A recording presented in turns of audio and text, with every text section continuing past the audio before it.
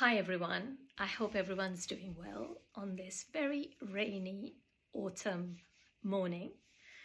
My name is Deshu, I'm a doctor and I specialize in health and well-being and helping people to retrain their neural pathways, the ones in the brain, teaching people how to think differently, to be different, and to embrace new behaviors and habits that define them. I'm also very interested in helping women over 40. And one of the big challenges that women over 40 face is the battle with weight. As we go over the 40 mark, the changes in hormones begin. And this can sometimes go on for 7 or 10 years before actual menopause. So there are so many diets, so many exercise programs out there. But I wanted to focus on a few practical aspects. Today, as I was browsing through Instagram, I noticed a post by a trainer, a personal trainer, and he quite validly pointed out how people are just not having carbohydrates simply because they don't want to raise their insulin levels. But in reality, insulin is also secreted in response to protein, not just carbohydrates. And out of the carbohydrates, what nature provides us with, the complex carbohydrates, that is what we should be eating, but everything in moderation. Whereas the refined carbohydrates, the refined sugars, all that is processed, that is so quickly absorbed, stay away from. That's the first point that I wanted to make. Second point that I wanted to make is timing. Timing is everything. Now, prior to the age of 40, we can just about do anything. Eat at any time, have 3 big meals, which is what everyone says that we should. But once we jump the 40 mark, I believe we really need to know what our body wants and how it responds to food.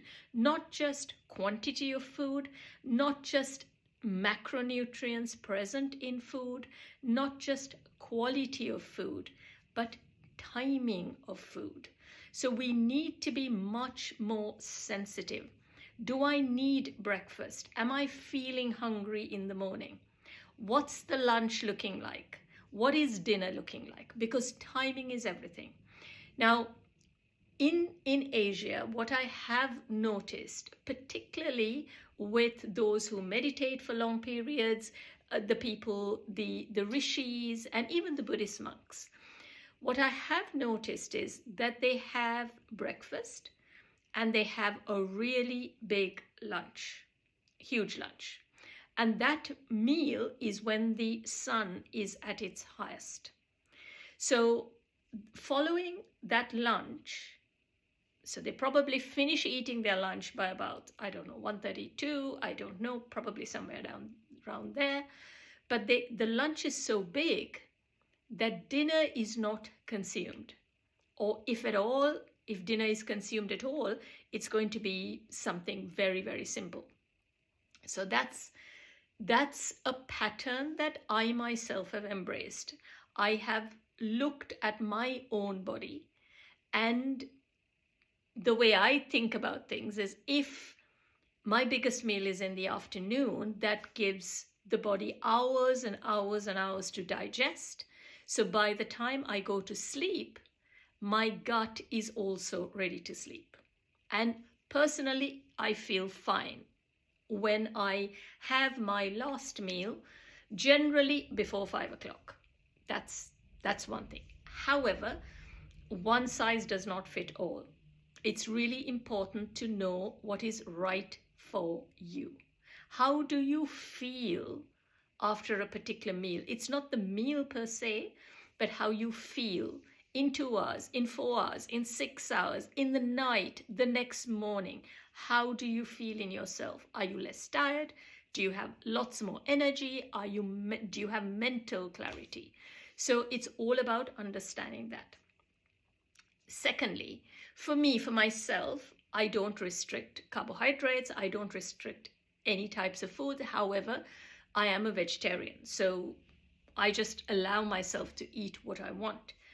But it's important for you, again, to know how it is that the body is responding to the food that you're eating.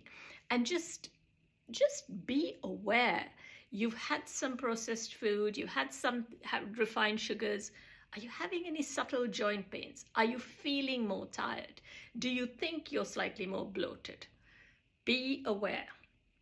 And the most important thing, again, with bloating, for me, again, I find that onions and garlic definitely cause me to bloat.